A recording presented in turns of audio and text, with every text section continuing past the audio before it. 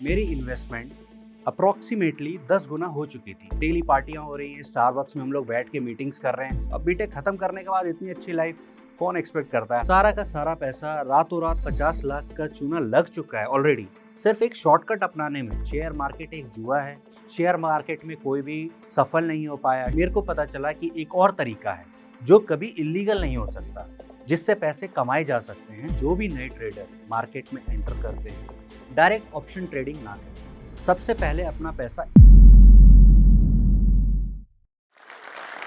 नमस्कार, मेरा नाम है अमर। मैं मधुबनी बिहार से हूँ। आपने बहुत सारी ऐसी वीडियोस देखी होंगी जिसमें आपको ट्रेडिंग करने के बारे में सिखाया गया होगा, लेकिन आज मैं आपको अपनी जर्नी से ये बताऊंगा कि आप लॉस कैसे बेयर कर सकते हैं।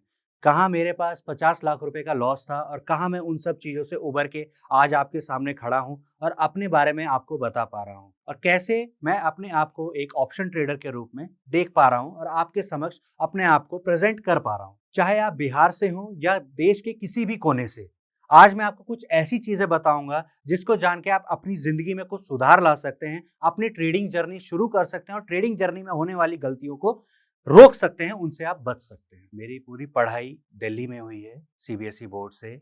मैंने बीटेक मैकेनिकल इंजीनियरिंग में किया है, गलगोटिया यूनिवर्सिटी ग्रेटर नोएडा से, जो कि 2013 से 2017 तक चला था। 2017 मई में मैंने अपना ग्रेजुएशन पूरा कंप्लीट कर लिया था। 2017 जून में मेरे पास एक अपॉर्चुनिटी आई जिसमें मेरे को बिटकॉइन के बारे में पता चला।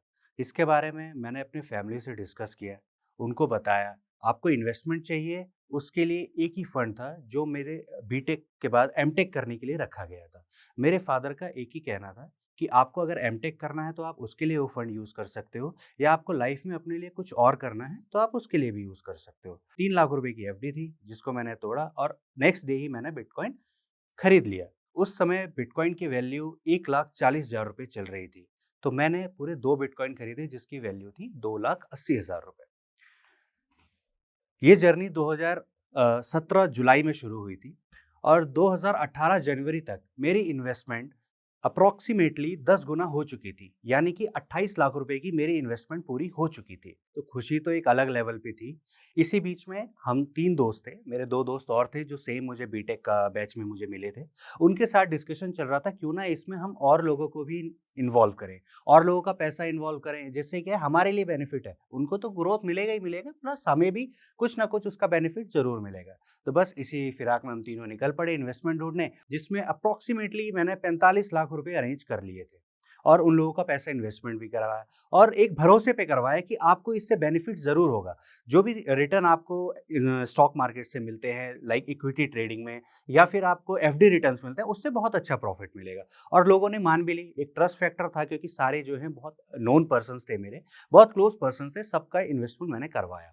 2018 तक ये बहुत अच्छा चला। डेली पार्टियां हो रही हैं, स्टारबक्स में हम लोग बैठ के मीटिंग्स कर रहे हैं, आगे क्या करना नहीं करना, बहुत अच्छा ग्रोथ भी मिल रहा है। तो एक बहुत अच्छी लेवल पे लाइफ चल रही थी। अब बीटेक खत्म करने के बाद इतनी अच्छी लाइफ कौन एक्सपेक्ट करता है। हमने भी नहीं की थी, लेकिन मिल रही थी तो अच्छा लग रहा था। बस उसके बाद फरवरी 2018 बजट आता है इंडिया का। हमारे late finance minister mister Arun Jaitley ji, उन्होंने बिटकॉइन के ऊपर एक कमेंट किया कि बिटकॉइन एक इलीगल करेंसी है। बस फिर क्या था, बुरे दिन वहीं से शुरू। सारा का सारा पैसा रातों रात 28 लाख की इन्वेस्टमेंट सीधे आ गई पूरी 4 लाख रुपए पे। जितने भी हमारे इन्वेस्टर थे सबके फ़ोन पे फ़ोन, कॉल पे कॉल, बट सबको एक भरोसा दिया कि आपने जो पैसे हैं वो डायरेक्ट बिटकॉइन में नहीं लगाए हैं, आप परेशान मत हो।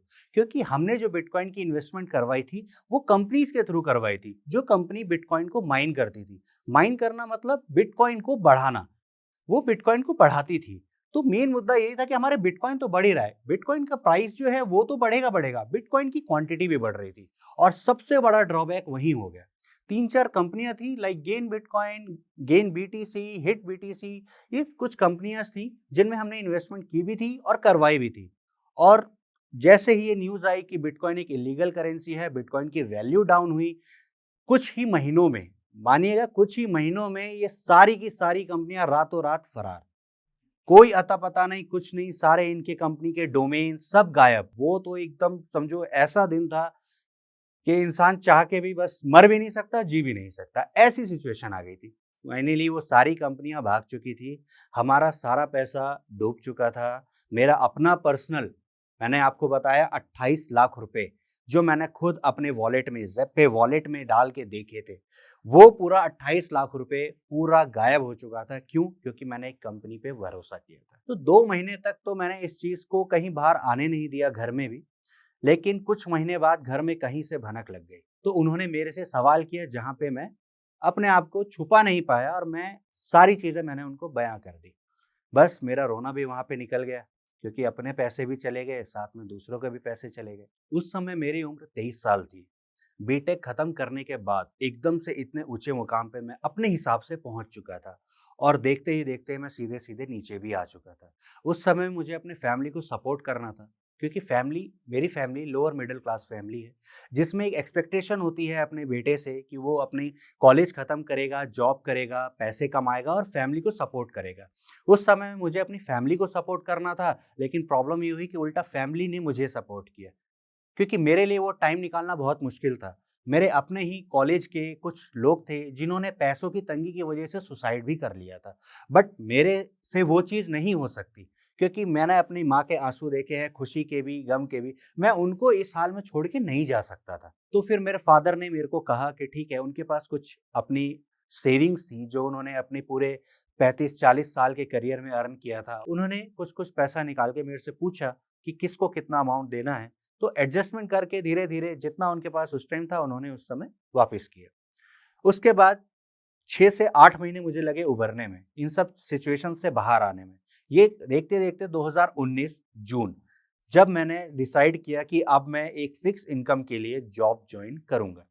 अब आप समझिए, बीटेक में 12-13 लाख रुपए खर्च किए मेरे पापा ने। उसके बाद मैंने एक जॉब जॉइन की जिसकी सैलरी मुझे मिली 21,000 रुपए। उसके बाद मैंने जॉब करना शुरू किया और पैसा थोड़ा-थोड़ा जोड़ना शुरू किया। उससे मैंने फैमिली को ही देना शुरू किया, फैमिली को सपोर्ट किया, क्योंकि जितने भी मेरे को पैसे वापस करने थे उसमें 25% मेरी हिस्सेदारी है, लेकिन 75% मेरी फैमिली की। उनकी सारी सेविंग्स जा चुकी थी।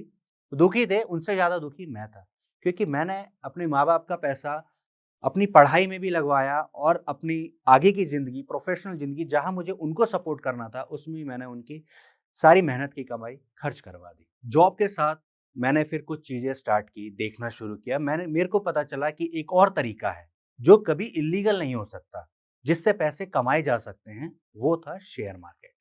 इसके बारे में कुछ-कुछ थोड़ा बहुत लोगों से सुना था, लेकिन नेगेटिव फीडबैक ही सुने थे। जैसा आप सबने भी सुना होगा कि शेयर मार्केट नहीं करना चाहिए, पैसा डूब जाता है, घर बिक जाता है, ऐसा ही मैंने भी सुना था।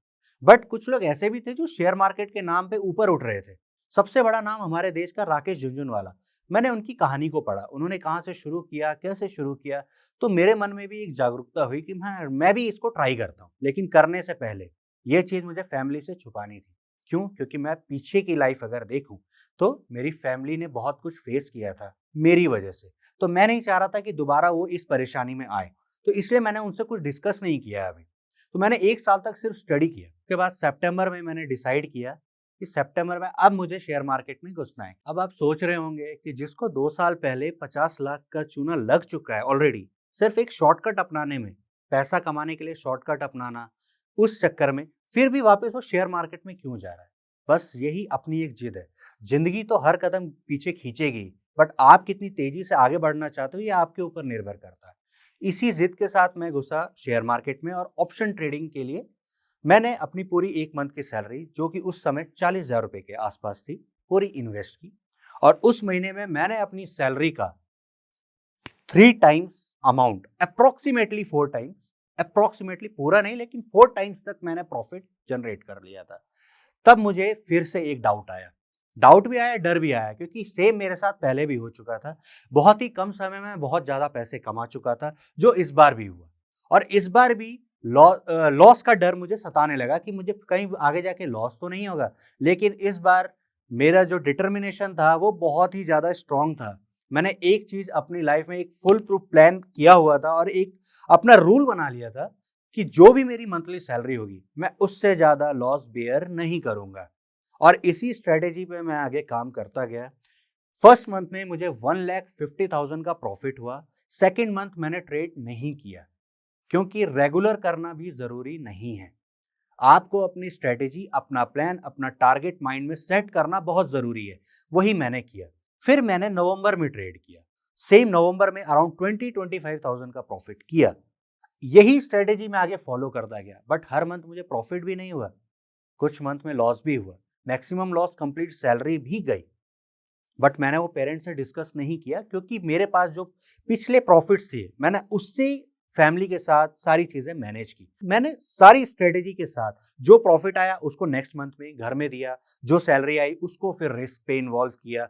इस तरीके से मैं अपनी जर्नी आगे बढ़ाता गया और 4 से 5 महीने बाद मेरी शादी फिक्स हो गई। 2022 फरवरी फाइनली मेरी शादी हुई। ओके।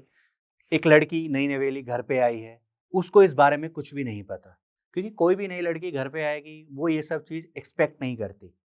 लेकिन पता तो लगना ही था। उसने मेरे से पूछा, मेरी वाइफ ने मेरे से क्वेश्चन किया कि ये सब क्या है? मैंने बताया, मैंने फुल जो भी 6 साल 7 साल की जो भी पीछे की जर्नी थी, मैंने सारी चीज़ उनको बता दी। इस चीज़ में मेरी वाइफ का भी बहुत अच्छा सपोर्ट मुझे मिला। उन्होंने मुझे मॉरल सपोर्ट बहुत दिया, क्योंकि कोई भी नई लड़की जब घर में आती है वो ये सब चीज़ एक्सपेक्ट नहीं करती। उसने भी नहीं किया था, बट उसने इस चीज़ के लिए कभी कंप्लेंट नहीं की। वो मेरे साथ थी, क्योंकि उसको पता था बैड फेज़ है तो गुड भी आएगा, और उसका ये सपोर्ट मेरे बहुत काम आया। तो इस तरीके से मेरी जर्नी चलती रही, और ऐसा करते-करते आज फाइनेंशियल ईयर 2023-24 एंड हो रहा है, और इस फाइनेंशियल ईयर एंड होते-होते मेरा जितना भी बैकलॉग लॉस था, वो सारा खत्म हो चुका है। अब आते हैं ऑप्शन ट्रेडिंग। ऑप्शन ट्रेडिंग होती क्या है? देखिए, ट्रेडिंग क्या है? आपको पैसे से पैसा कमाना है। उसके लिए आपको चाहिए क्या? नॉलेज, टाइम, पेशेंस, तीनों चीज़। काफ़ी लोग नॉलेज अर्न कर लेते हैं, बट टाइम नहीं दे पाते, पेशेंस नहीं रख पाते, और उन्हीं लोगों का लॉस होता है। और ये वही लोग हैं जो आपको आपके सराउंडिंग में कहते हुए पाए जाएँगे, जो आपको ये कहेंगे, अरे शेयर मार्केट एक जुआ है, शेयर मार्केट में कोई भी सफल नहीं हो पाया, शेयर मार्केट में इसका घर बिक गया, उसका घर बिक गया, उसके खेत बिक गए, उसका ये बिक गया, वो बिक गया। ये वही लोग हैं जो इन तीनों चीज़ों पे ध्यान नहीं दे पाते।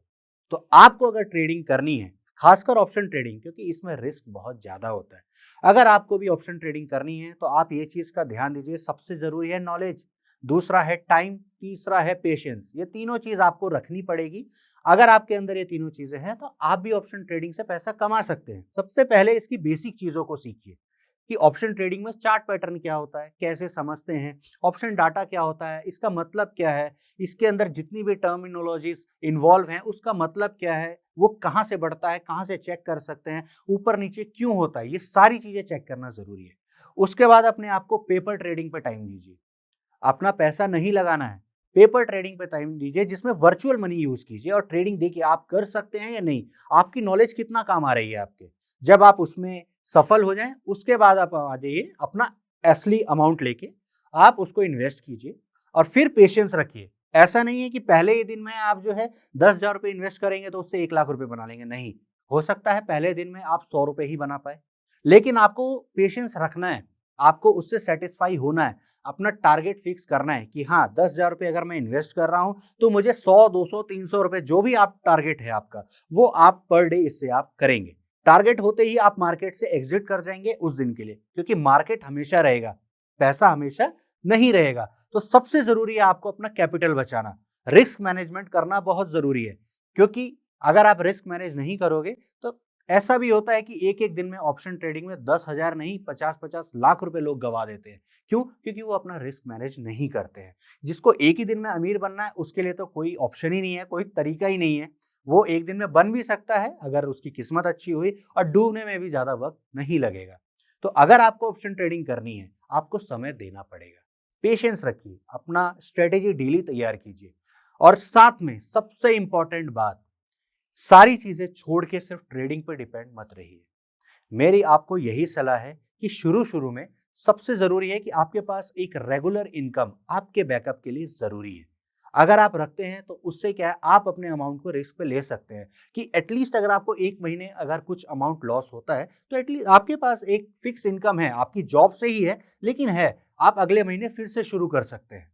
अगर वो चीज है तभी ऑप्शन ट्रेडिंग में घुसिए। आप ये मत सोचिए कि ऑप्शन ट्रेडिंग ही आपकी जिंदगी है, आप उसी से हर महीने पैसा कमा सकते हैं, क्योंकि ऑप्शन ट्रेडिंग या कोई भी ट्रेडिंग उसमें कुछ फिक्स अमाउंट नहीं होता। अगर आप लोग कोई भी काम कर रहे हैं, कोई भी काम कर रहे हैं, आप किसी शॉप पे काम करते हैं, आप किसी फैक्ट्री में काम करते हैं, ठीक है? तो अपने काम को कंटिन्यू रखिए और काम के साथ-साथ थोड़ा-सा टाइम निकालिए, थोड़ा-सा टाइम आप अपने काम के बाद सबसे पहले सीखिए। आप रात को घर जाते हैं, घर जाके पहले सीखिए कि ये ट्रेडिंग होती क्या है?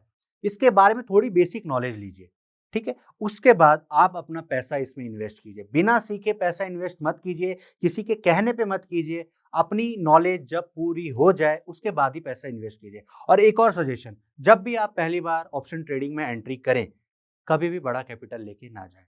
भले ही आप करोड़पति हों, भले ही आपके पास बहुत पैसा हो, आपके पास बहुत ज़मीन हो, आप बेच के रातों-रात 10 लाख रुपए अरेंज कर सकते हैं, तो भी मेरी ये पर्सनल सलाह है कि आप 5,000 रुपए से ऊपर शुरू मत कीजिए। क्योंकि आपको शुरू में अगर लॉस होता है, तो आप वो झेल सकते हैं। आपकी जॉब जो है, आपको उतना स्टेबिलिटी प्रोवाइड कर सकती है। तो इससे ज़्यादा पहली चीज़ तो इन्वेस्टमेंट ना करें, ये आपके लिए बेनिफिशियल है। जो चीज़ मैंने फेस की है, मैं अपना एक्सपीरियंस बता रहा हूँ, आपके बहुत काम आएगा। अब 5,000 रुपए ये एक बहुत छोटा अमाउंट है, क्योंकि ट्रेडिंग के लिए मिनिमम ये अमाउंट आप लेके रखिए। इससे ऊपर मत जाइए।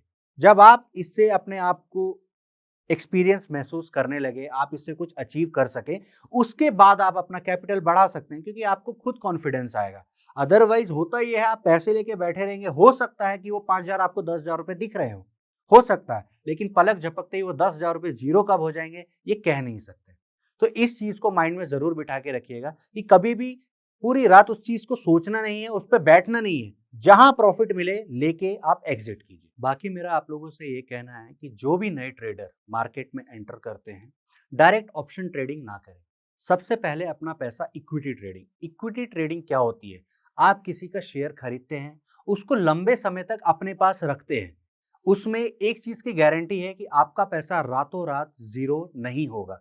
तो आपके पास थोड़ा टाइम है, आप समझ सकते हैं, उसके चार्ट पैटर्न को समझ सकते हैं, उससे आप मार्केट को एनालाइज़ कर सकते हैं कि मार्केट कब ऊपर जाता है, कब नीचे जाता है। तो आपको थोड़ा टाइम मिलेगा उसको समझने के लिए, प्लस आपका कैपिटल भी सेफ होगा। डायरेक्टली ऑप्शन ट्रेडिंग में जाना बहुत रिस्की है। पलक झपकते ही आपका पूरा कैपिटल साफ हो सकता है, पूरा कैपिटल। इस चीज़ को ध्यान रखिएगा और बेटर ऑप्शन है कि आप इक्विटी ट्रेडिंग कीजिए। इट मीन्स आप लॉन्ग टर्म के लिए इन्वेस्टमेंट कीजिए और ये कोई भी कर सकता है। ऐसा नहीं है, घर में बैठी लेडीज हाउसवाइफ वो कर सकती हैं, खेत में जाने वाले मजदूर जिनका बैंक में अकाउंट होना तो जरूरी ही है, वो भी कर सकते हैं, क्योंकि इसमें आपको ज्यादा टाइम मार्केट में नहीं देना है। आपको दिन में 2-4 बार आप चेक करते रहिए, आपका जो भी पोर्टफोलियो है ऊपर जा रहा है, नीचे जा रहा है, और रात में जब भी आपको फ्री टाइम मिले 1 घंटा आप अपनी लर्निंग में जरूर लगाएं और डेली लगाएं। लर्निंग थोड़ा थोड़ा करके ही बढ़ेगी आपकी, और जब बढ़ेगी आपके अंदर खुद कॉन्फिडेंस आएगा और आप खुद दूसरों को, मेरी तरह आप दूसरों को खड़े होके आप ये ज्ञान दे सकते हैं, आप नॉलेज दे सकते हैं कि हाँ, ये ट्रेडिंग ऐसे नहीं ऐसे करनी चाहिए। अब आप लोग कंफ्यूज होंगे कि अगर इक्विटी ट्रेडिंग करनी है तो आप किस पे पैसा अपना लगाएंगे, क्योंकि आपको नहीं पता कौन सी कंपनी आज है, कौन सी कंपनी कल है।